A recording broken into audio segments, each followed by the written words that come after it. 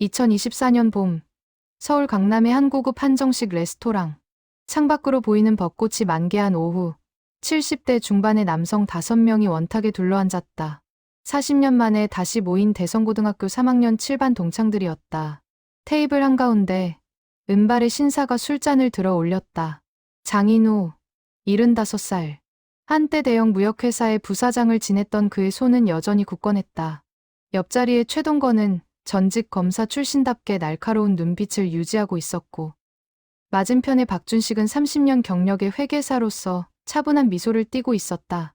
자네들, 정말 오랜만일세. 마지막으로 본 게 언제였나? 우리 졸업식 이후였나?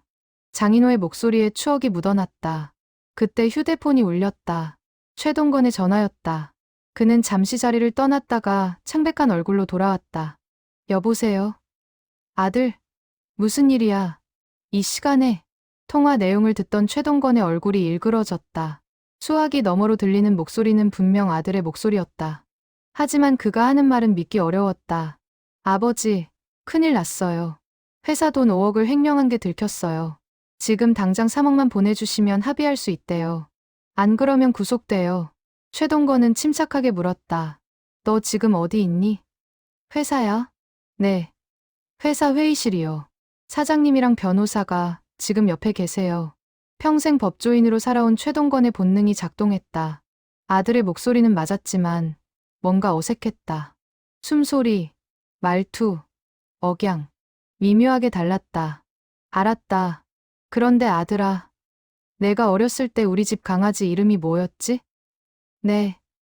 그게 지금 중요해요? 아버지, 제발, 대답해봐. 강아지 이름. 그게, 바쁘니까 나중에. 최동건은 전화를 끊었다. 우리 집은 강아지를 키운 적이 없었다. 그는 동창들을 둘러보며 차분히 말했다. 방금 전형적인 보이스피싱을 당할 뻔했네. 아들 목소리를 완벽하게 복제했더군. 장인호가 눈썹을 치켜 올렸다. 자네도? 사실 나도 지난달에 비슷한 전화를 받았네. 손자가 교통사고를 냈다면서 합의금 1억을 요구하더군. 다행히 바로 손자에게 전화해서 확인했지만 박준식이 한숨을 쉬었다. 우리 동네 경로당 할머니 한 분은 실제로 2억을 날렸다네. 딸이 납치됐다는 전화를 받고 정신없이 송금했다가. 테이블에 무거운 침묵이 흘렀다. 5명의 노인들은 서로를 바라보았다. 그들의 눈빛에는 단순한 분노를 넘어선 무언가가 타올랐다. 전직 은행 지점장이었던 김성훈이 조용히 입을 열었다. 자네들, 생각해보게. 우리가 가진 게 뭔가? 인호는 40년 무역업 경험, 동건이는 검사 출신, 준식이는 회계 전문가, 나는 금융권 30년, 그리고 영수는 마지막 한 명. 이영수가 옅은 미소를 지었다. 전직 국정원 요원 출신인 그는 평생 그림자 속에서 살아온 사람이었다. 정보 수집과 추적이 내 전문이었지. 장인호가 천천히 고개를 끄덕였다. 우리 나이가 이제 70 중반일세. 사회는 우리를 쓸모없다고 여기지. 하지만 우리에게는 젊은이들이 절대 가질 수 없는 게 있네. 경험과 인내, 그리고 잃을 게 없다는 자유로움. 최동건이 술잔을 내려놓았다. 제안 하나 하지. 우리가 직접 이 사기꾼들을 잡는 거야. 경찰은 인력 부족으로 제대로 못 잡고 있어. 하지만 우리에게는 시간도 있고 능력도 있어. 박준식이 조심스럽게 물었다. 그게 가능한 일일까? 우리가? 이영수가 테이블을 가볍게 두드렸다. 가능하고 말고. 내가 국정원에 있을 때 배운 게 있다면 범죄자들은 패턴을 가진다는 거야. 그 패턴만 파악하면 추적은 시간 문제지. 김성훈이 수첩을 꺼냈다. 좋아. 그럼 이렇게 하자. 우리 5이 팀을 만드는 거야. 겉으로는 평범한 동창회 모임. 실제로는 사기단 추적팀. 5 노인의 손이 테이블 중앙에서 만났다. 그날 저녁 대성고 3회 7 동창회는 대한민국에서 가장 특별한 민간 수사팀으로 다시 태어났다. 레스토랑을 나서는 그들의 뒷모습은 평범한 노인들과 다를 바 없었다. 하지만 그들의 눈빛에는 40년 전 젊은 시절의 불꽃이 다시 타오르고 있었다. 세상이 버린 줄 알았던 노인들이 이제 세상을 구하기 위해 나섰다. 벚꽃이 피 바람에 흩날리는 거리. 5개의 그림자가 저녁 노을 속으로 사라졌다. 동창회가 끝난 지 일주일 후 서울 관악구의 한 오래된 사무실. 장인호가 임대한 이 공간은 겉보기엔 평범한 무역 사무소였지만 내부는 첨단 장비로 가득했다. 이영수가 가져온 도청 장비, 김성훈이 은행 인맥을 통해 구한 금융 추적 시스템, 최동건이 법조계 후배들에게 받은 수사 자료들, 그리고 박준식이 정리한 최근 3년간의 보이스피싱 패턴 분석 자료까지. 보게들, 내가 분석한 바로는 서울 시내에서 활동하는 대형 조직이 최소 3곳이야. 박준식이 화이트보드에 복잡한 도표를 그렸다. 돈의 흐름, 계좌 추적, 범행 시간대 분석, 40년 회계사 경력의 정수가 그 차트에 담겨 있었다. 이 중에서 가장 큰 조직은 드림팀이라고 자칭하는 곳이야. 월 평균 피해액이 30억 원이 넘어. 최동건이 자료를 넘기며 고개를 끄덕였다. 내 후배 검사에게 들었네. 이 조직은 특이하게도 70대 이상 노인만 타깃으로 삼는다고. 우리 같은 사람들 말일세. 장인호의 주먹이 불끈 쥐어졌다. 그럼 우리가 직접 미끼가 되는 거야. 그들이 원하는 바로 그 노인 말일세. 이영수가 노트북을 열었다. 이미 준비했네. 가짜 신분증, 가짜 통장, 가짜 재산 증명서. 우리 5명 모두 자산 10억 원 이상의 부유한 독거노인으로 설정했어. 김성훈이 걱정스럽게 물었다. 하지만 위험하지 않을까? 상대는 조직폭력배까지 동원한다던데. 장인호가 웃었다. 70평생을 살아온 남자의 여유로운 미소였다. 우리 나이에 두려울 게 뭔가. 오히려 저들이 노인을 우습게 볼 테니. 그게 우리의 무기지. 작전은 간단했다. 이영수가 만든 가짜 신분으로 인터넷에 부유한 독거노인의 흔적을 남기는 것. SNS, 부동산 카페, 각종 커뮤니티에 자산을 은근히 드러내는 글을 올렸다. 사흘 후 첫 번째 전화가 걸려왔다. 장인호의 휴대폰이 울렸다. 발신자는 서울중앙지검으로 표시되었다. 물론 조작된 발신번호였다. 여보세요. 장인호 씨 맞으십니까? 저는 서울중앙지검 김철수 검사입니다. 목소리는 30대 중반. 나름 위험을 갖추려 애쓰는 톤이었다. 장인호는 일부러 떨리는 목소리를 연기했다. 네, 검사님. 제가 무슨 일을? 장씨 명의로 개설된 계좌가 보이스피싱 범죄에 이용되었습니다. 지금 즉시 전 재산을 안전 계좌로 이체하셔야 피해를 막을 수 있습니다. 옆에서 듣고 있던 최동건이 고개를 저었다. 전형적인 수법이었다. 하지만 장인호는 완벽하게 연기를 이어갔다. 안전 계좌요? 어떻게 하면 되죠? 지금부터 제가 안내하는 대로만 하십시오. 절대 끊지 마시고 다른 사람과 상담하지도 마십시오. 통화는 2시간 넘게 이어졌다. 그 사이 이영수는 발신 위치를 추적하고 있었다. 오래된 스마트폰과 노트북, 그리고 40년 경력이 만들어낸 기적이었다. 잡았어. 이영수가 속삭였다. 화면에는 서울 구로구의 한 오피스텔 주소가 떴다. 준식이 그쪽 건물 등기부 떼올 수 있나? 박준식이 이미 노트북을 두드리고 있었다. 벌써 확인했네. 이 건물 302호. 지난달에 20대 청년 명의로 전세 계약됐어. 하지만 실제 임차인은 따로 있을 거야. 최동건이 전화기를 들었다. 내 후배 경찰에게 연락하지. 증거만 확보되면 바로 검거할 수 있어. 하지만 장인호가 손을 들어 제지했다. 아니야. 우리가 직접 확인해야 해. 경찰에 넘기는 건 그 다음이야. 우리는 단순히 1~2명 잡는 게 목표가 아니야. 전체 조직을 뿌리 뽑아야 해. 김성훈이 걱정스럽게 물었다. 그럼 우리가 직접 그곳에 간다는 건가? 그렇다네. 5 노인은 서로를 바라보았다. 70대 중반의 나이에 범죄 조직의 아지트로 직접 들어간다는 것. 위험천만한 일이었다. 하지만 그들의 눈빛은 흔들리지 않았다. 오히려 40년 만에 되찾은 젊음의 열기로 타올랐다. 이영수가 가방에서 소형 카메라를 꺼냈다. 이걸 안경에 부착하면 실시간 녹화가 가능해.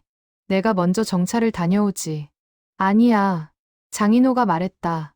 우리 모두 가는 거야. 동창회 모임 가는 척하면서. 그 건물 1층에 카페가 있더군. 거기서 관찰하는 거지.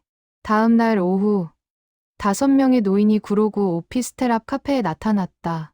겉보기엔 평범한 동창회 모임이었다. 커피를 마시며 옛날 이야기를 나누는 노인들. 하지만 그들의 시선은 끊임없이 건물 입구를 향했다. 이영수의 안경에 부착된 초소형 카메라가 모든 것을 기록했다. 오후 3시, 20대 초반으로 보이는 젊은 남성 둘이 건물로 들어갔다. 명품 가방을 든 그들의 걸음걸이는 자신만만했다. 박준식이 휴대폰으로 사진을 찍었다. 저 가방, 최신형 명품이네. 가격이 500만 원은 될 거야. 최동건이 이를 갈았다. 노인들에게 뜯어낸 돈으로 저런 사치를. 장인호가 차분히 말했다. 진정하게. 감정은 나중에. 지금은 증거 수집이 먼저야. 해가 질 무렵. 그들은 중요한 정보를 하나 더 포착했다. 건물에서 나온 한 남성이 전화 통화를 하며 지나갔다. 응. 오늘 물고기 3마리 잡았어. 총 5억. 보스한테 보고해. 이영수의 카메라가 그의 얼굴을 선명하게 담았다. 5 노인은 조용히 자리에서 일어났다. 사무실로 돌아온 그들은 밤새 수집한 정보를 정리했다. 인물 사진, 출입 시간, 통화 내용, 차량 번호까지. 새벽 2시, 장인호가 마지막 보고서를 닫으며 말했다. 이제 시작일세. 우리의 진짜 전쟁은. 일주일간의 잠복 끝에 5 노인은 놀라운 사실을 발견했다. 그들이 추적하던 보이스피싱 조직은 단순한 사기단이 아니었다. 전국 규모의 네트워크를 가진 범죄 조직이었다. 이영수가 정리한 조직도가 화이트보드에 펼쳐졌다. 최상위에는 회장이라 불리는 인물, 그 아래 지역별 팀장들, 그리고 말단 실행범들까지. 완벽한 기업형 구조였다. 보게들, 이건 우리가 생각했던 것보다 훨씬 큰 조직이야. 박준식이 금융 추적 자료를 펼쳤다. 내가 확인한 바로는 최근 6개월간 피해액만 300억이 넘어. 그리고 이 돈은 세탁 과정을 거쳐 해외로 빠져나가고 있어. 최동건이 법조계 인맥을 통해 얻은 정보를 추가했다. 검찰에서도 이 조직을 2년째 추적 중이야. 하지만 증거 확보가 어려워서 수사가 지지부진한 상태지. 조직원들이 휴대폰을 수시로 바꾸고 거쳐도 한 달마다 옮기거든. 김성훈이 한숨을 쉬었다. 우리가 감당할 수 있는 상대일까? 이건 생각보다 위험해. 하지만 장인호는 오히려 미소를 지었다. 바로 그거야. 그들은 우리 같은 노인들을 절대 경계하지 않을 거야. 그게 우리의 최대 강점이지. 다음 날, 작전이 시작되었다. 이번에는 김성훈이 미끼 역할을 맡았다. 전직 은행 지점장답게 그는 부유한 은퇴자 역할에 완벽했다. 사흘 후, 예상대로 전화가 걸려왔다. 김성훈 선생님이십니까? 국세청 조사관 정민수입니다. 목소리는 40대 중반. 관공서 직원 특유의 무뚝뚝한 어조였다. 김성훈은 침착하게 대응했다. 네. 그런데요? 선생님 명의로 탈세 혐의가 포착되었습니다. 조사에 협조하지 않으시면 재산이 압류될 수 있습니다. 김성훈은 일부러 당황한 척했다. 탈세요? 저는 그런 적이 없는데요. 지금 즉시 확인이 필요합니다. 제가 안내하는 계좌로.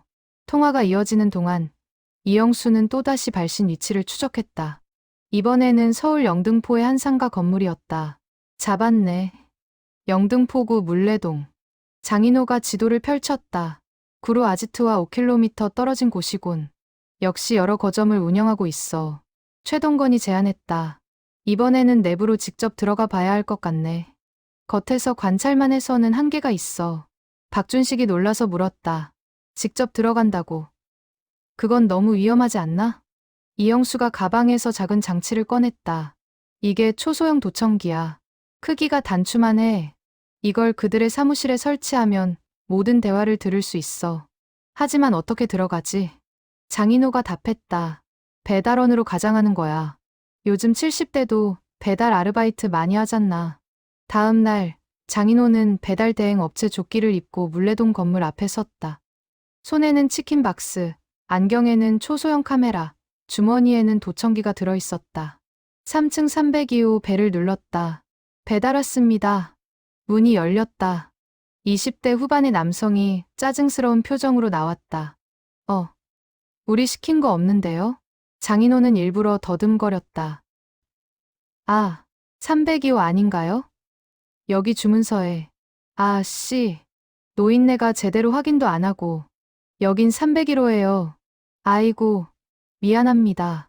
눈이 어두워서. 장인호가 일부러 치킨 박스를 떨어뜨렸다. 박스가 바닥에 쏟아지며 복도가 난장판이 되었다. 아이고, 죄송합니다. 죄송합니다. 장인호가 허둥지둥 치킨을 주우는 사이 문이 활짝 열렸다.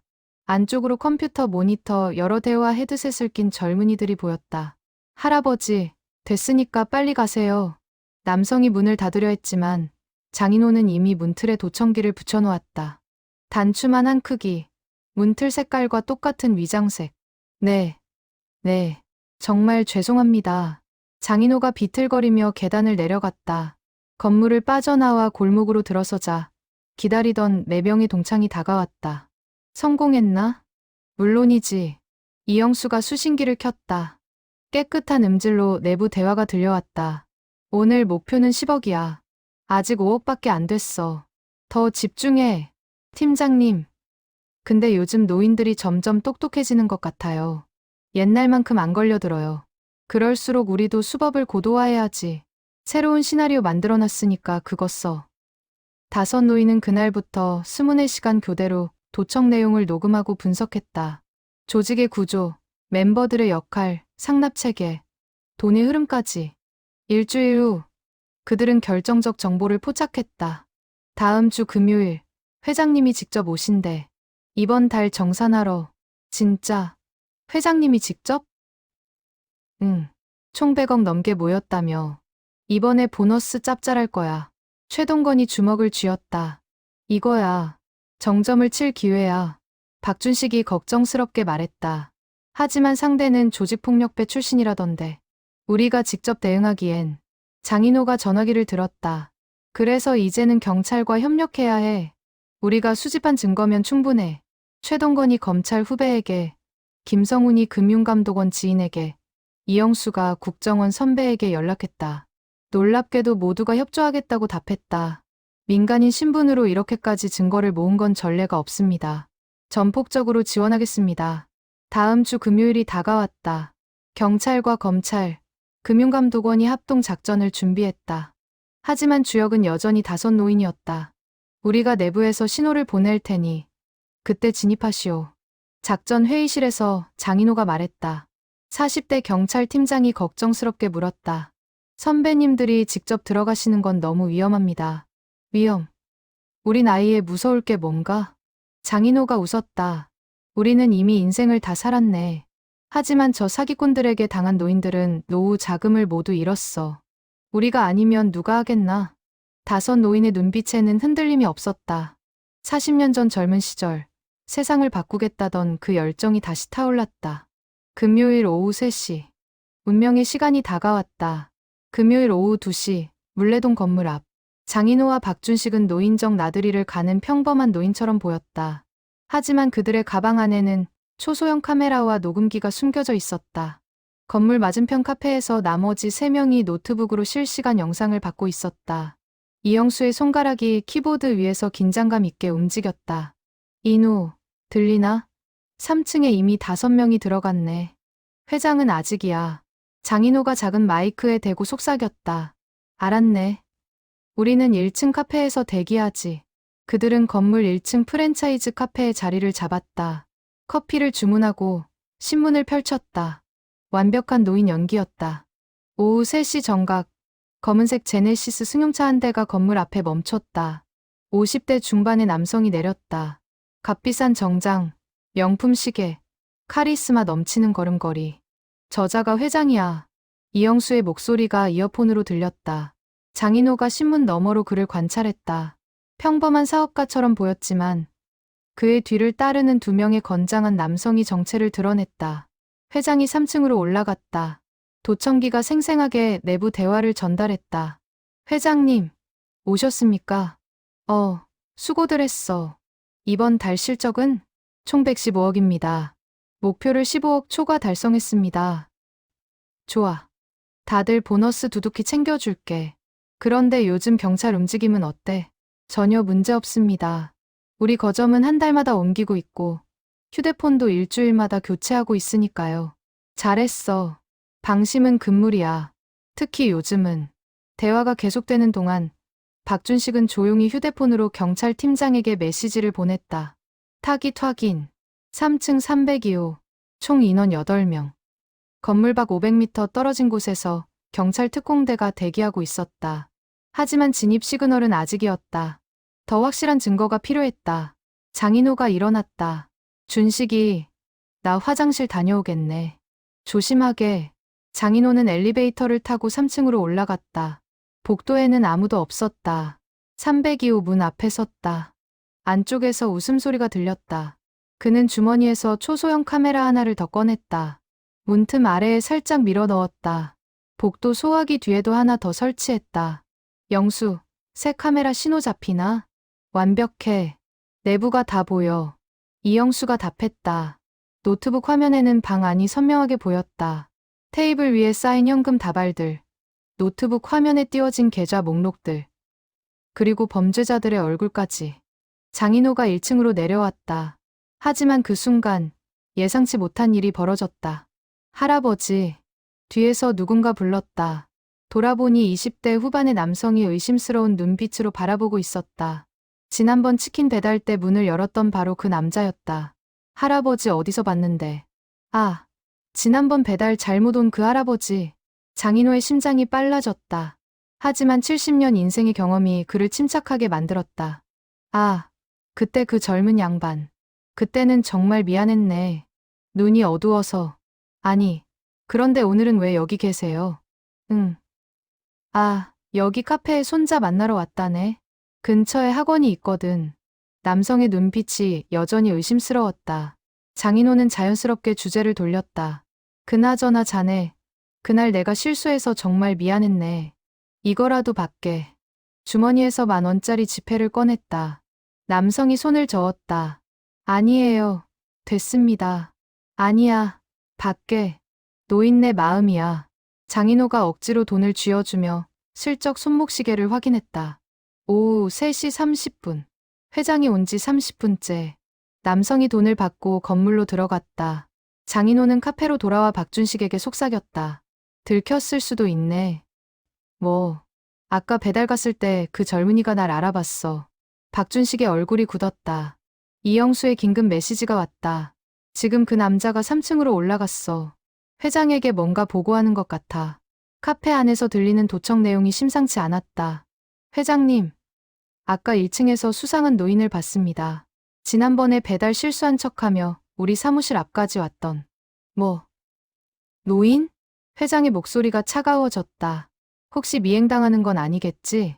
확인해 보겠습니다. 장인호와 박준식은 서로를 바라보았다. 이제 선택의 순간이었다. 도망칠 것인가? 아니면 장인호가 결단을 내렸다. 영수, 경찰에게 지금 당장 진입하라고 전해. 하지만 아직, 지금이야. 우리가 들킨 것 같아. 이영수가 경찰팀장에게 신호를 보냈다.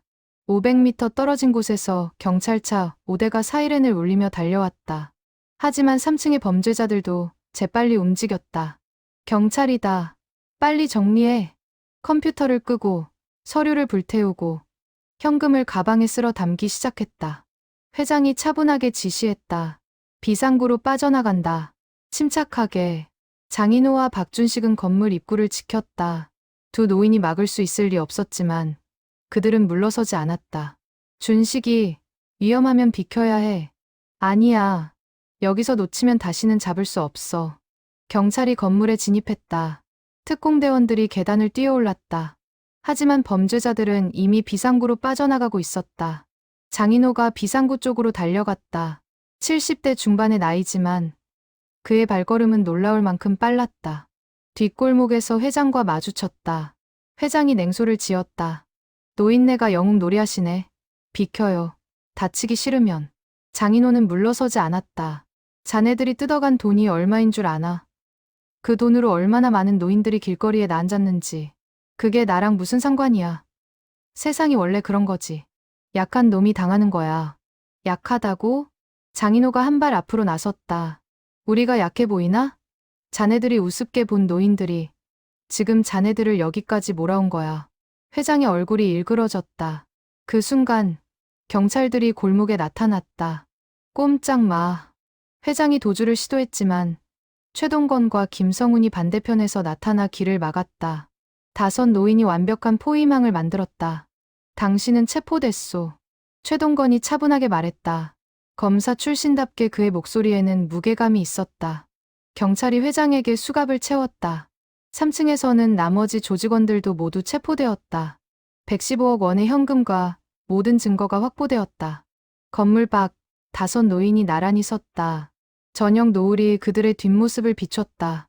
경찰들이 감사 인사를 했지만 그들은 그저 조용히 고개를 끄덕였다. 우리가 한 일은 당연한 거야. 장인호가 말했다. 세상이 우리를 쓸모없다 여겨도 우리에겐 아직 할 수 있는 일이 있어. 다음 날 아침, 대한민국 모든 언론이 한 가지 뉴스로 도배되었다. 70대 동창회, 100억 원대 보이스피싱 조직 일망타진. 경찰도 못 잡은 사기단, 노인들이 직접 소탕. 할배 어벤져스의 통쾌한 역전. 장인호의 휴대폰이 쉴 새 없이 울렸다. 방송국 PD, 신문사 기자, 심지어 국회의원까지 모두가 인터뷰를 요청했다. 장인호 선생님, KBS 아침 뉴스입니다. 인터뷰 부탁드립니다. 선생님, 저희 채널에서 다큐멘터리를 제작하고 싶습니다. 장인호는 모든 제안을 정중히 거절했다. 우리는 영웅이 아닙니다. 그저 해야 할 일을 했을 뿐입니다. 하지만 세상은 그들을 영웅으로 만들었다. 인터넷 커뮤니티에는 찬사가 쏟아졌다. 이게 진짜 어른의 모습이다. 70대가 20대보다 나은 세상. 우리 부모님 세대에게 박수를. 사무실로 돌아온 5 노인은 뉴스를 보며 복잡한 심정이 되었다. 박준식이 한숨을 쉬었다. 우리가 원한 건 이런 게 아니었는데. 최동건이 고개를 끄덕였다. 맞아. 그저 사기꾼들을 잡고 싶었을 뿐이야. 유명해지려던 게 아니었어. 하지만 김성훈이 다른 시각을 제시했다. 하지만 이것도 의미가 있지 않나. 노인들에게 희망을 준 거야. 우리가 쓸모없는 존재가 아니라는 걸 보여준 거지. 장인호가 창밖을 바라보았다. 거리를 지나는 노인들의 모습이 보였다. 그들은 더 이상 고개를 숙이지 않았다. 어깨를 펴고 당당하게 걸었다. 그래. 성훈이 말이 맞아. 우리가 한 일은 단순히 범죄자를 잡은 게 아니야. 노인도 할 수 있다는 걸 보여준 거지. 그날 오후, 예상치 못한 방문객이 찾아왔다. 60대 후반의 여성이었다. 선생님들, 감사합니다. 여성은 눈물을 흘리며 말했다. 저는 3개월 전에 보이스피싱으로 2억을 잃었습니다. 평생 모은 돈이었어요. 딸의 대학 등록금, 아들의 결혼 자금, 제 노후 준비금. 모두 사라졌죠. 그런데 오늘 경찰에게서 연락을 받았습니다. 선생님들이 잡은 조직이 제 돈을 가로챈 바로 그 조직이라고요. 돈을 돌려받을 수 있게 됐습니다. 여성은 5 노인에게 깊이 고개를 숙였다. 장인호가 그녀를 일으켰다. 일어나세요. 우리는 당연한 일을 했을 뿐입니다. 아니에요. 선생님들이 아니었다면 저는 평생 그 돈을 찾지 못했을 겁니다. 경찰도, 검찰도 못한 일을 해주셨어요. 여성이 떠난 후 5 노인은 한동안 말이 없었다. 이영수가 먼저 입을 열었다. 우리가 한 일이 정말 의미가 있었구나. 그렇네. 장인호가 고개를 끄덕였다. 하지만 그날 저녁 또 다른 소식이 들려왔다. 경찰 팀장이 긴급하게 전화를 걸어왔다. 선배님들, 문제가 생겼습니다. 무슨 일인가? 우리가 잡은 조직은 빙산의 일각이었습니다. 더 큰 조직이 배후에 있다는 정보를 입수했습니다. 장인호의 표정이 굳어졌다. 더 큰 조직? 네. 전국적으로 20개 이상의 지부를 운영하는 거대 범죄 조직입니다. 우리가 잡은 건 그중 한 지부에 불과했어요. 그리고 그들이 선배님들을 노리고 있습니다. 자신들의 조직원을 잡아넣은 걸 보복하겠다고. 5 노인은 서로를 바라보았다. 위협이 현실이 되었다. 하지만 그들의 눈빛에는 두려움 대신 결연함이 있었다. 최동건이 말했다. 그렇다면 우리가 그들을 먼저 찾아내야겠군. 뭐라고? 더 위험한 조직을 상대하겠다는 건가? 박준식이 놀라서 물었다. 우리가 아니면 누가 하겠나? 경찰은 인력이 부족하고 검찰은 증거 확보가 어렵다고 하잖아. 김성훈이 덧붙였다. 게다가 우리는 이미 노출됐어. 도망쳐봤자 소용없어. 차라리 먼저 공격하는 게 나아. 이영수가 노트북을 열었다. 이미 조사를 시작했네. 체포된 조직원 중 1명이 진술했어. 본부가 부산에 있다고. 장인호가 결심한 듯 고개를 끄덕였다. 좋아. 부산으로 가자. 하지만 인호, 이건 너무 위험해. 우리 나이가 뭔가. 우리가 70대라고 해서 못할 이유는 없어. 오히려 더 자유롭잖아. 잃을 게 없으니까. 5 노인은 그날 밤 부산행 KTX표를 예매했다. 언론은 그들을 영웅으로 치켜 세웠지만 진짜 싸움은 이제 시작이었다. 다음 날 아침, 서울역. 5명의 노인이 간단한 가방 하나씩만 들고 플랫폼에 섰다. 주변 사람들은 그들을 여행을 떠나는 평범한 노인들로 여겼다. 하지만 그들의 가방 안에는 각종 첨단 장비가 들어있었다. 도청기, 초소형 카메라, 추적 장치, 그리고 이영수가 특별히 준비한 방어 장비들까지. 준비됐나? 여러분, 장인호가 물었다. 4명의 동창이 고개를 끄덕였다. 그럼 출발하세. KTX가 서울역을 출발했다. 창밖으로 도시의 풍경이 빠르게 지나갔다. 5 노인은 각자의 생각에 잠겼다. 박준식은 40년 전 젊은 시절을 떠올렸다. 대학 시절, 불의에 맞서 싸우던 그때, 나이가 들면서 그 열정을 잃어버렸다고 생각했는데, 지금 다시 타오르고 있었다. 최동건은 검사 시절의 기억을 되새겼다. 범죄자를 법정에 세우던 그 순간의 희열, 은퇴 후 잊고 살았던 정의감이 되살아났다. 김성우는 은행원으로 살면서 느꼈던 무력감을 생각했다. 규정에 묶여 고객을 제대로 돕지 못했던 순간들. 이제는 자유롭게 옳은 일을 할 수 있었다. 이영수는 국정원 요원 시절을 회상했다. 국가를 위해 그림자 속에서 싸우던 날들. 은퇴 후에도 여전히 나라를 지킬 수 있다는 게 감사했다. 그리고 장인호. 그는 창밖을 바라보며 미소를 지었다. 70년 인생 중 가장 의미 있는 순간이 바로 지금이라는 걸 알았다. 3시간 후 KTX가 부산역에 도착했다. 5 노인이 플랫폼에 내렸다. 바다 냄새가 코끝을 스쳤다. 자, 이제 진짜 전쟁이 시작이야. 장인호가 말했다. 그들의 2번째 작전이 막 시작되었다. 부산 해운대. 바다가 보이는 고급 오피스텔 30층에 범죄 조직의 본부가 있었다. 겉보기엔 IT 벤처 기업처럼 보이는 이곳은 실제로는 전국 보이스피싱 네트워크의 중추였다. 5 노인은 본부 맞은편 모텔에 숙소를 잡았다. 이영수가 망원경으로 건물을 관찰했다. 저 건물 30층 전체를 쓰고 있어. 보안도 삼엄하고. 박준식이 노트북으로 건물 정보를 확인했다. 등기부를 보니 3개월 전에 유령회사 명의로 임대했네. 월세가 2천만 원이야. 최동건이 쌍안경을 들었다. 저기 경비원 4명이 보여. 모두 20대 후반에서 30대 초반. 일반 경비원 치곤 체격이 좋아. 김성훈이 걱정스럽게 말했다. 서울보다 훨씬 규모가 크네. 우리가 접근할 수 있을까? 장인호가 지도를 펼쳤다. 정면 돌파는 불가능해. 다른 방법을 찾아야 해. 이틀간의 관찰 끝에 그들은 한 가지 패턴을 발견했다. 매일 오전 10시 청소 용역 업체 직원들이 건물에 들어간다는 것. 이거야. 이영수가 말했다. 청소 용역 업체에 잠입하는 거지. 다음 날 장인호와 박준식은 청소 용역 업체를 찾아갔다. 대표를 만나 사정을 설명했다. 저희가 특별한 임무를 수행 중입니다. 하루만 청소원으로 일할 수 있게 해주시겠습니까? 대표는 의아했지만 최동건이 검사 신분증을 보여주자 협조하기로 했다. 알겠습니다. 하지만 조심하세요. 저 건물 뭔가 수상해요. 다음 날 아침 10시 장인호와 박준식은 청소 용역 유니폼을 입고 건물에 들어갔다. 경비원이 신분증을 확인했지만 70대 노인 청소부를 의심하지는 않았다. 30층으로 가세요.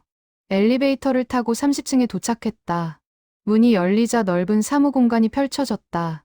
최소 50대의 컴퓨터가 놓여있고 젊은이들이 헤드셋을 끼고 통화하고 있었다. 네, 고객님. 국세청 조사관 김민수입니다. 선생님, 따님이 교통사고를 내셨습니다. 지금 병원에 긴급하게 계좌 이체가 필요합니다. 안 그러면 수십 명이 동시에 노인들을 속이고 있었다. 장인호의 주먹이 부들부들 떨렸다. 하지만 그는 침착하게 청소를 시작했다. 쓰레기통을 비우는 척하면서 서류를 확인했다. 계좌 목록, 피해자 리스트, 일일 목표 금액, 모든 게 기록되어 있었다. 박준식은 화장실 청소를 하면서 복도를 살폈다. 맨 안쪽에 대표실로 보이는 방이 있었다. 문패에는 강태수 대표라고 적혀 있었다. 점심시간이 되자 직원들이 식당으로 내려갔다. 장인호와 박준식은 재빨리 움직였다. 대표실 문 앞에 초소형 도청기를 설치했다. 하지만 그 순간 뒤에서 목소리가 들렸다. 뭐 하는 겁니까? 돌아보니 30대 중반의 남성이 서 있었다. 그의 눈빛이 날카로웠다. 장인호가 재빨리 대답했다. 아, 청소하다가 떨어진 물건을 주우려고. 청소는 점심시간에 하지 않습니다. 밖으로 나가세요. 네. 죄송합니다. 두 노인은 서둘러 엘리베이터로 향했다. 하지만 남성이 무전기를 꺼냈다. 경비, 30층 청소부 신원 확인 좀 해봐. 엘리베이터가 닫히기 직전 그들은 남성의 의심스러운 눈빛을 봤다. 1층에 도착하자마자 건물을 빠져나왔다. 모텔로 돌아온 그들은 다른 동창들에게 보고했다. 들킨 것 같아. 30층에서 수상한 사람을 만났어. 우리를 의심하더군. 이영수가 노트북을 열었다. 다행히 도청기는 작동하고 있어. 들어보자. 스피커에서 대표실 안에 대화가 들렸다. 강 대표님, 아까 청소부 2명이 수상했습니다. 청소부. 뭐가 수상했는데? 나이는 70대 정도였는데 눈빛이 달랐어요. 일반 청소부 같지 않았습니다. 혹시 경찰 쪽에서 보낸 사람들 아닐까? 확인해 보겠습니다. 최동건이 긴장한 표정으로 말했다. 이제 우리가 완전히 노출됐어. 어떻게 하지?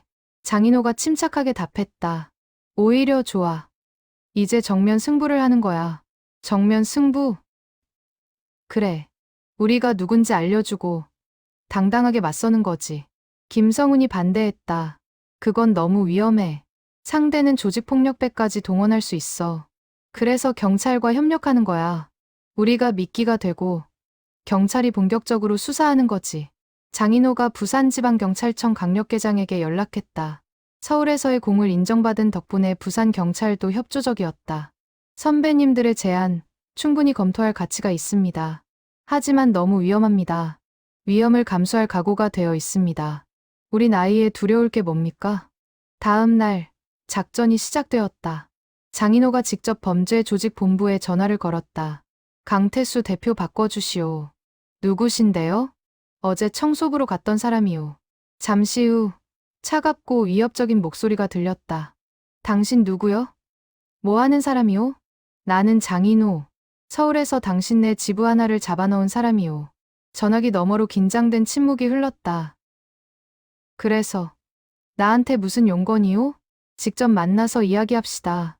당신네 조직 이제 끝장을 봐야죠. 큰 소리 치는군. 노인네 주제에. 좋아. 만나주지. 어디서 만날까? 해운대 달맞이길. 내일 저녁 7시. 혼자 오시오. 다른 사람 데려오면 끝이 안 좋을 거요. 당신도 마찬가지요. 전화가 끊겼다. 5 노인은 서로를 바라보았다. 박준식이 떨리는 목소리로 물었다. 정말 가는 건가? 물론이지. 하지만 혼자 가는 건 아니야. 최동건이 부산 경찰과의 작전 회의 결과를 전했다. 경찰이 주변에 잠복해 있을 거야. 우리가 신호만 보내면 즉시 진입한다고. 이영수가 작은 장치를 꺼냈다. 이건 비상 신호기야. 버튼만 누르면 경찰에게 신호가 가. 김성훈이 한숨을 쉬었다. 우리가 정말 이런 일을 하고 있다니. 믿기지 않네. 장인호가 동창들의 어깨를 두드렸다. 우리는 이미 70년을 살았네. 이제 남은 인생은 덤이야. 의미 있게 쓰자고. 다음 날 저녁 6시 30분. 해운대 달맞이길. 바다가 보이는 언덕의 카페 앞. 장인호가 혼자 서 있었다. 하지만 500m 반경 안에는 부산경찰 특공대 30명이 잠복해 있었다. 저녁 7시 정각. 검은색 벤츠 한 대가 도착했다. 문이 열리고 50대 중반의 남성이 내렸다. 강태수였다. 그의 뒤로 덩치 큰 남성 넷이 따라왔다.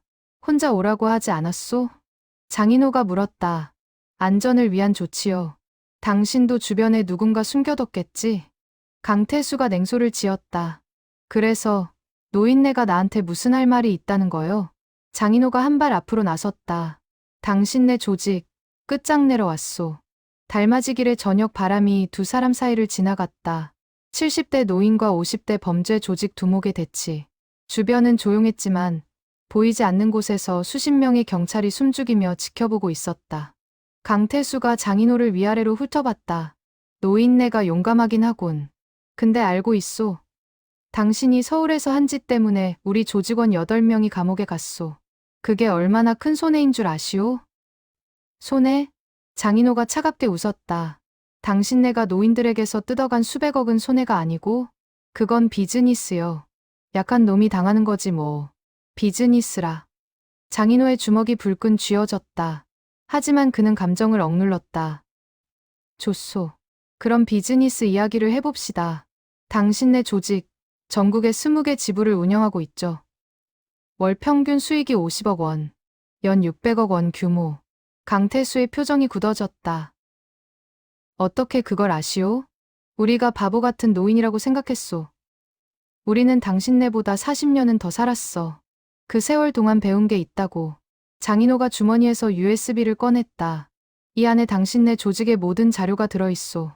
계좌 목록, 조직원 명단, 피해자 리스트, 돈의 흐름까지.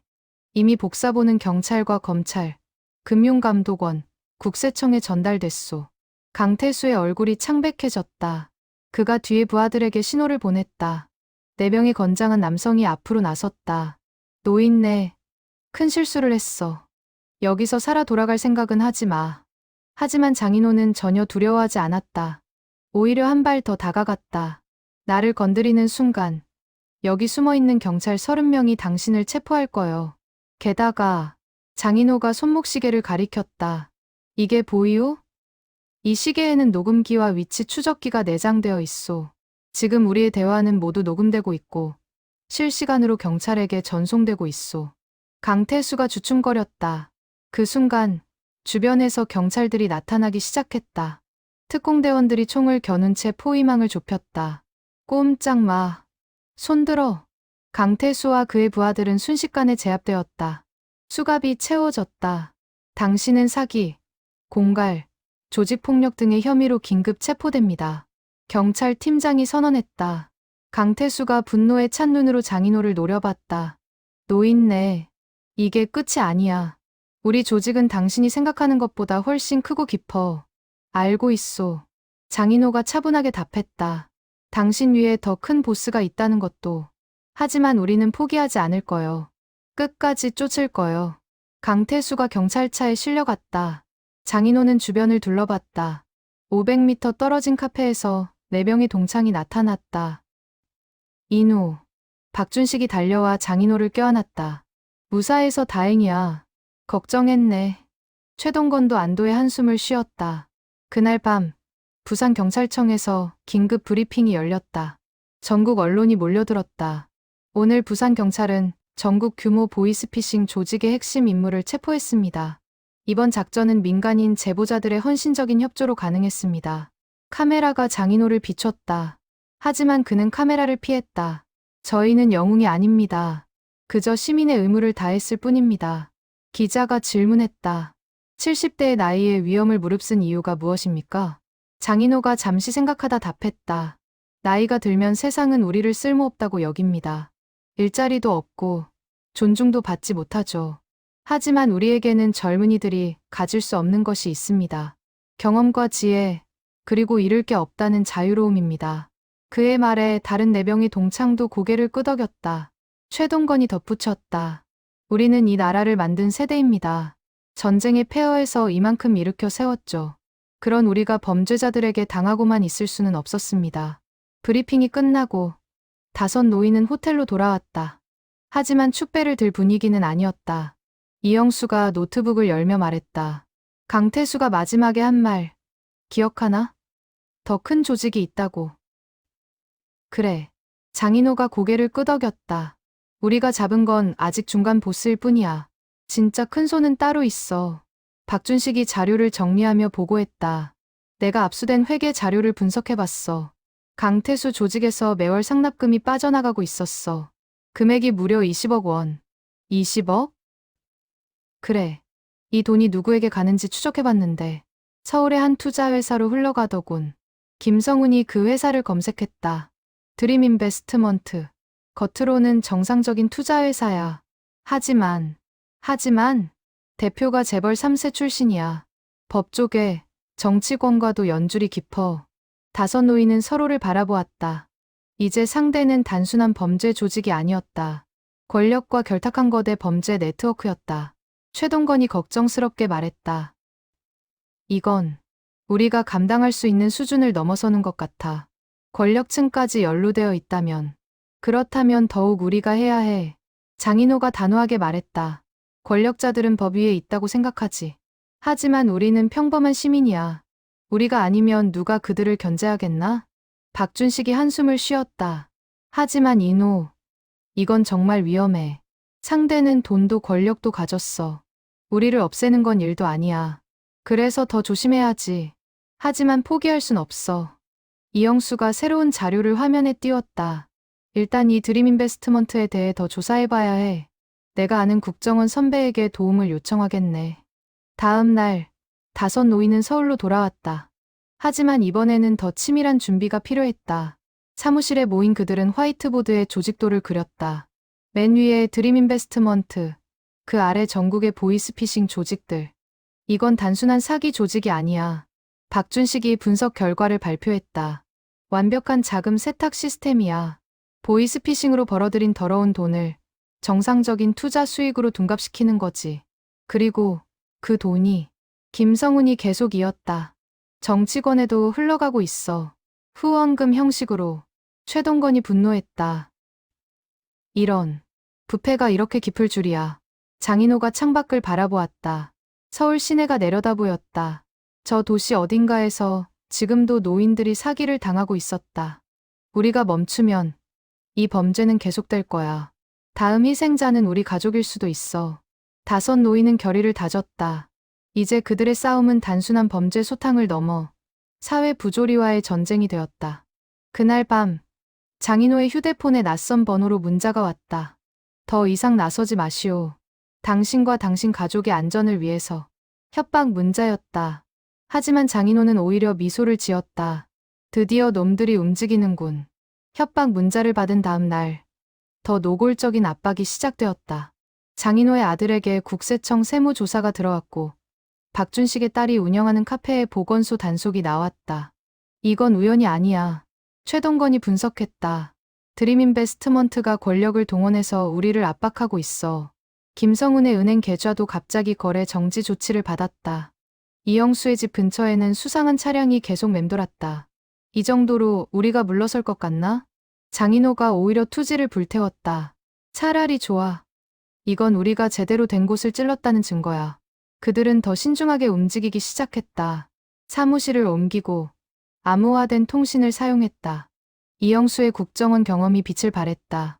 일단 드림인베스트먼트 대표에 대해 알아봐야 해. 이영수가 조사한 결과를 공유했다. 이름은 윤재혁. 올해 45. 재벌 3세 출신이지만 본가에서 쫓겨났어. 도박과 횡령 때문에. 그래서 범죄 조직을 만든 거군. 맞아. 겉으로는 투자회사를 운영하지만 실제로는 보이스피싱 조직의 총책이야. 법조인, 정치인들과 인맥이 깊어서 법의 손길이 닿지 않았어. 박준식이 재무 자료를 분석했다. 이 회사의 실제 수익 구조를 보면 정상적인 투자 수익은 전체의 20%에 불과해. 나머지 80%는 출처가 불분명한 자금이야. 보이스피싱 수익을 세탁한 거겠지.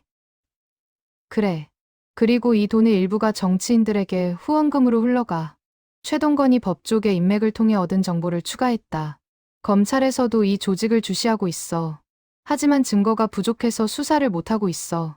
윤재혁이 워낙 교묘하게 움직이거든. 그럼 우리가 증거를 만들어주면 되는 거 아닌가? 장인호가 말했다. 어떻게? 직접 만나는 거야. 윤재혁을. 4명의 동창이 놀라서 반대했다. 그건 너무 위험해. 상대는 조폭까지 동원할 수 있어. 하지만 장인호는 확신에 차 있었다. 바로 그래서 가능한 거야. 그들은 우리를 우습게 볼 거야. 70대 노인들이 뭘 할 수 있겠냐고 생각하겠지. 그게 우리의 무기야. 며칠 후 장인호는 드림인베스트먼트에 직접 전화를 걸었다. 윤재혁 대표님과 통화하고 싶습니다. 누구십니까? 장인호라고 합니다. 부산에서 강태수를 체포한 사람이죠. 잠시 후 차갑고 세련된 목소리가 들렸다. 장인호 씨, 제 이름을 아시는군요. 물론입니다. 당신이 이 모든 범죄의 정점에 있다는 것도 알고 있죠. 큰 소리 치시는군요. 증거라도 있습니까? 만나서 이야기합시다. 저는 제안이 하나 있습니다. 제안. 윤재혁이 흥미로운 듯 물었다. 좋습니다. 내일 오후 3시 청담동 제 사무실로 오시죠. 혼자. 다음 날 장인호는 청담동 고급 빌딩으로 향했다. 드림인베스트먼트는 건물 전체를 사용하고 있었다. 10층 대표실. 윤재혁이 거대한 책상 뒤에 앉아 있었다. 명품 정장, 고급 시계, 오만한 미소. 어서 오십시오. 장 선생님. 유명인을 직접 뵙게 되어 영광입니다. 윤재혁의 말투에는 조롱이 섞여 있었다. 장인호가 의자에 앉았다. 그의 안경에는 초소형 카메라가, 시계에는 녹음기가 숨겨져 있었다. 제안이 있다고 하셨죠? 간단합니다. 당신 조직을 해체하십시오. 윤재혁이 웃음을 터뜨렸다. 하하, 노인네가 재미있는 농담을 하시는군요. 제가 왜 그래야 합니까? 안 그러면 당신의 모든 범죄를 세상에 폭로하겠습니다. 폭로? 윤재혁이 비웃었다. 증거가 있습니까? 법정에서 통할 증거 말입니다. 아직은 없습니다. 하지만 곧 있을 겁니다. 장인호가 USB를 꺼내 책상 위에 놓았다. 이 안에 당신 조직의 자금 흐름이 다 들어있습니다. 보이스피싱 수익이 어떻게 세탁되는지, 누구에게 돈이 흘러가는지. 윤재혁의 표정이 굳어졌다. 그가 USB를 집어들었다. 이게 진짜라는 보장이 있습니까? 열어보시죠. 윤재혁이 USB를 컴퓨터에 꽂았다. 화면에 복잡한 자금 흐름도가 나타났다. 그의 얼굴이 창백해졌다. 이걸 어떻게 우리를 우습게 보셨죠? 노인네들이 뭘 알겠냐고. 하지만 우리는 당신보다 40년은 더 살았습니다. 그 세월이 헛되지 않았어요. 윤재혁이 인터폰을 눌렀다. 경비, 들어와. 문이 열리고 건장한 남성 셋이 들어왔다. 장인호를 에워쌌다. 장 선생님, 큰 실수를 하셨어요. 여기서 살아나갈 생각은 마십시오. 하지만 장인호는 전혀 당황하지 않았다. 오히려 미소를 지었다. 제가 혼자 왔다고 생각하십니까? 지금 이 대화는 실시간으로 검찰에 전송되고 있습니다. 그리고 장인호가 창밖을 가리켰다. 저기 보이는 검은색 승합차 안에 검사와 경찰이 대기 중입니다. 제가 신호만 보내면 즉시 진입합니다. 윤재혁의 얼굴이 일그러졌다. 당신, 이게 함정이었군. 정확합니다. 그리고 당신은 방금 범죄 사실을 스스로 인정했습니다. 이 USB가 진짜라는 걸 알아본 순간 당신의 범행이 증명된 겁니다. 윤재혁이 책상을 내리쳤다. 이런. 그 순간 사무실 문이 벌컥 열렸다. 검사와 경찰이 들이닥쳤다. 윤재혁, 당신을 사기, 자금 세탁, 조직폭력 혐의로 긴급 체포합니다. 윤재혁에게 수갑이 채워졌다. 그는 분노에 찬 눈으로 장인호를 노려봤다. 노인네, 당신은 모르는 거야. 나 위에 더 큰 사람들이 있어. 이게 끝이 아니야. 알고 있습니다. 장인호가 차분하게 답했다. 하지만 우리는 포기하지 않습니다. 한 명씩 차근차근 잡아갈 겁니다. 윤재혁이 끌려 나갔다. 장인호는 창밖을 바라보았다. 청담동의 화려한 거리가 보였다. 하지만 그는 알고 있었다. 진짜 싸움은 이제부터였다. 윤재혁이 체포된 후 전국의 보이스피싱 조직이 동요했다. 20개 지부가 차례로 폐쇄되었고 수십 명의 조직원이 검거되었다. 피해자들은 돈을 돌려받기 시작했다. 하지만 5 노인은 축배를 들지 않았다. 윤재혁의 마지막 말이 계속 맴돌았다. 나 위에 더 큰 사람들이 있어. 사무실에 모인 그들은 압수된 자료를 분석했다. 박준식이 놀라운 사실을 발견했다. 이걸 봐. 윤재혁의 계좌에서 매달 10억씩 빠져나가는 돈이 있어. 누구에게? 페이퍼 컴퍼니를 여러 단계 거쳐서. 최종 목적지는 박준식이 화면을 확대했다. 국회의원 계좌야. 5 노인은 숨을 죽였다. 이영수가 그 의원에 대해 조사했다. 삼선 국회의원 한명수. 법사위원회 간부야. 검찰과 경찰 인사의 영향력이 막강해. 그래서 수사가 번번이 무산됐던 거군. 최동건이 이를 갈았다. 이 정도 증거면 검찰에 고발할 수 있지 않나? 하지만 김성훈이 고개를 저었다. 상대가 국회의원이야. 그것도 법사위 간부. 우리가 함부로 건드렸다간 두려워서 물러설 건가? 장인호가 단호하게 말했다. 우리가 여기까지 왔는데 마지막에서 포기할 순 없어. 이영수가 걱정스럽게 말했다. 하지만 이노, 이건 차원이 달라. 정치인을 상대하는 건. 그래서 더 조심해야지. 하지만 방법은 있어. 장인호가 전화기를 들었다. 그가 전화한 곳은 국회였다. 야당 의원실이었다. 저는 장인호라고 합니다. 한명수 의원에 대한 중요한 정보가 있습니다. 며칠 후 그들은 야당 의원 2명과 비밀 회동을 가졌다. 증거 자료를 넘기고 상세한 설명을 했다. 이 자료가 사실이라면 의원들도 놀랐다. 국회에서 정식으로 조사하겠습니다. 하지만 선생님들, 위험할 수 있습니다. 각오하고 있습니다. 다음 주 국회 본회의에서 폭탄 발언이 터졌다. 야당 의원이 한명수 의원의 비리를 폭로한 것이다. 한명수 의원은 보이스피싱 조직으로부터 100억 원이 넘는 뇌물을 받았습니다. 국회가 발칵 뒤집혔다. 한명수 의원은 극구 부인했지만 증거가 속속 드러났다. 검찰이 수사에 착수했다. 특별수사팀이 꾸려졌다. 장인호와 동창들이 제공한 자료가 결정적 증거가 되었다. 하지만 한명수 의원도 만만치 않았다. 그는 거대 로펌을 고용하고 언론 플레이를 시작했다. 이것은 정치적 음모입니다. 야당이 저를 제거하려는 공작입니다. 여론이 분열되었다. 일부는 장인호를 영웅으로 칭송했지만 일부는 정치 공작에 이용당했다고 비난했다. 장인호의 집 앞에는 기자들이 몰려들었다. 협박 전화도 빗발쳤다. 노인네가 주제 파악 못하고 설치더니 두고 봐라. 하지만 장인호는 흔들리지 않았다. 오히려 기자회견을 자청했다. 저는 정치적 의도가 전혀 없습니다. 다만 진실을 밝히고 싶을 뿐입니다. 수많은 노인들이 사기를 당했고 그 돈이 권력자들의 주머니로 들어갔습니다. 이것이 정의입니까? 그의 진심 어린 호소에 여론이 조금씩 돌아섰다. 피해자들이 직접 나서서 증언하기 시작했다. 저는 3억을 잃었습니다. 한명수 의원이 그 돈으로 호화 생활을 했다니 분합니다. 검찰 수사가 본격화되면서 한명수 의원의 비리가 줄줄이 드러났다. 보이스피싱 뇌물뿐 아니라 부동산 투기, 탈세까지. 결국 한명수 의원은 의원직을 사퇴했고 구속되었다. 하지만 그날 밤 장인호에게 또 낯선 전화가 걸려왔다. 장 선생, 수고 많았습니다. 목소리는 60대 중반, 권위 있는 톤이었다. 누구십니까? 제 이름을 아실 필요는 없습니다. 다만 한 가지만 말씀드리죠. 이제 그만하십시오. 그만하라니? 선생께서 한명수까지 잡으셨으니 충분히 성과를 내셨습니다. 더 이상 나서시면 안전을 보장할 수 없습니다. 협박입니까? 충고입니다. 선생께는 가족도 있고 손주도 있지 않습니까? 전화가 끊겼다. 장인호는 떨리는 손으로 수화기를 내려놓았다. 다음 날 동창들이 모였다. 장인호가 어젯밤 전화 내용을 공유했다. 이제 정말 위험해졌어. 박준식이 걱정스럽게 말했다. 가족들까지 위협하다니. 김성훈이 한숨을 쉬었다.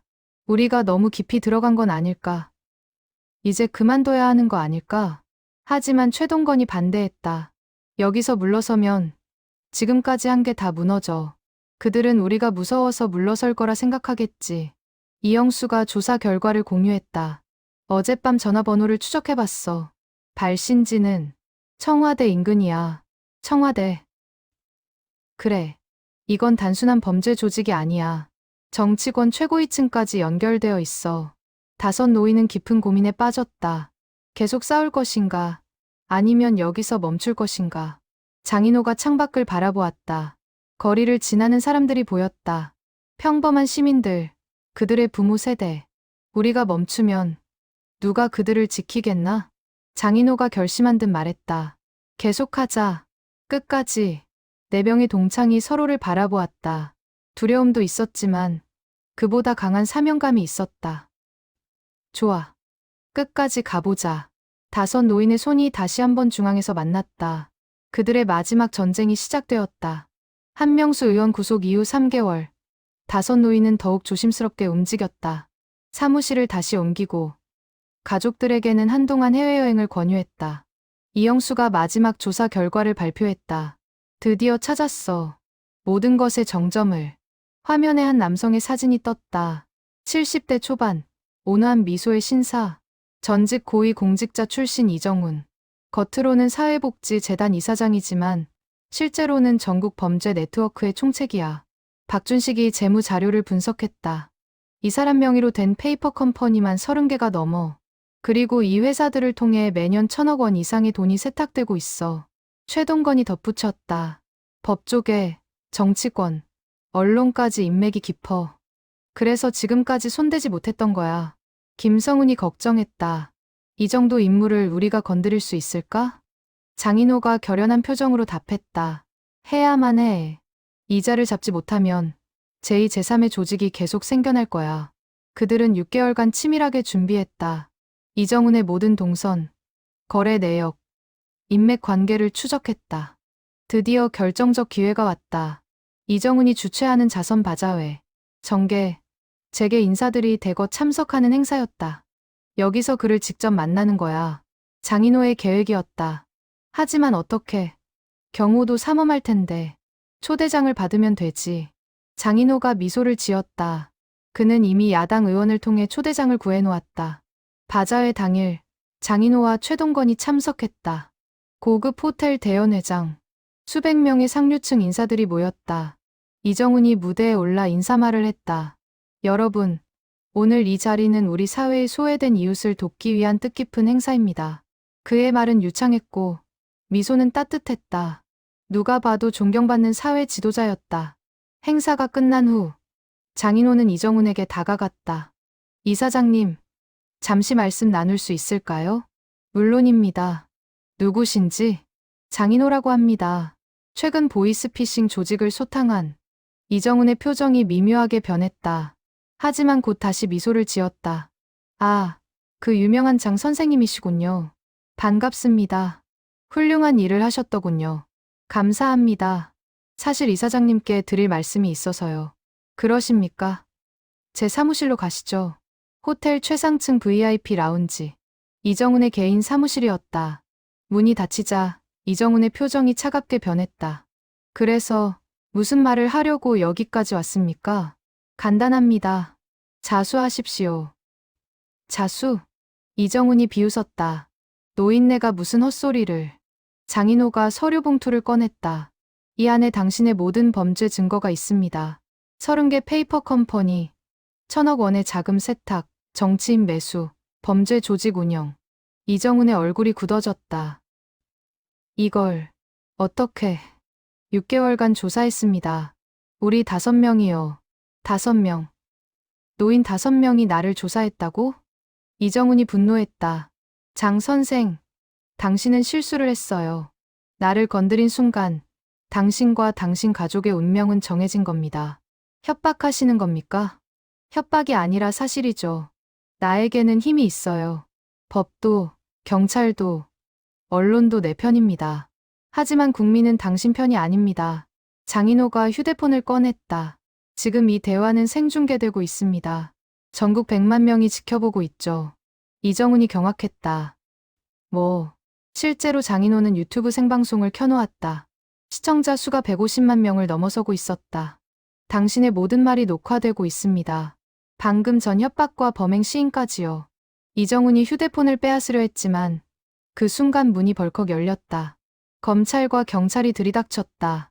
이정훈, 당신을 체포합니다. 이정훈에게 수갑이 채워졌다. 그는 믿을 수 없다는 표정으로 장인호를 바라봤다. 노인네 주제에 어떻게 우리를 우습게 봤죠. 하지만 우리는 당신보다 오래 살았고 더 많이 배웠습니다. 그리고 무엇보다 장인호가 미소를 지었다. 우리에게는 정의가 있습니다. 이정훈이 끌려나갔다. 생중계를 지켜본 국민들은 환호했다. 댓글창이 폭발했다. 진짜 영웅들이다. 70대가 나라를 구했다. 이게 어른의 힘이다. 다음 날 전국이 들썩였다. 모든 언론이 이 사건을 일면 톱으로 다뤘다. 70대 동창회, 1,000억 원대 범죄 조직 총체 검거. 시민 영웅 5인방. 대한민국을 구하다. 청와대에서는 장인호 일행에게 표창을 수여했다. 하지만 그들은 화려한 시상식을 거부했다. 우리는 영웅이 아닙니다. 그저 시민의 의무를 다했을 뿐입니다. 한 달 후, 5 노인은 조용히 사무실 문을 닫았다. 임무가 끝났기 때문이다. 마지막 날, 그들은 처음 만났던 한정식 레스토랑에 다시 모였다. 1년이 지났네. 장인호가 감회에 젖어 말했다. 꿈같은 1년이었어. 박준식이 고개를 끄덕였다. 우리가 정말 해냈어. 70대 노인들이. 최동건이 술잔을 들었다. 건배하세. 우리의 우정과 정의를 위해 5개의 술잔이 부딪혔다. 김성훈이 물었다. 앞으로 뭐 할 건가? 이제 다시 평범한 노인으로 돌아가는 건가? 이영수가 웃었다. 평범한 노인. 우리가 그럴 수 있을까? 장인호가 창밖을 바라보았다. 세상에는 아직 불의가 많아. 우리가 할 일은 아직 많이 남았지. 그럼 계속하는 건가? 물론이지. 우리는 이제 알았어. 나이가 들어도 할 수 있다는 것을. 아니, 오히려 나이가 들었기에 할 수 있는 일이 있다는 것을. 5 노인은 서로를 바라보며 미소를 지었다. 밖에서는 저녁 노을이 지고 있었다. 그들의 그림자가 길게 늘어졌다. 70대 중반의 나이지만 그들의 뒷모습은 어느 젊은이보다 당당했다. 세상은 그들을 영웅이라 불렀지만 그들 스스로는 그저 평범한 시민이라고 생각했다. 다만 한 가지, 포기하지 않는 시민.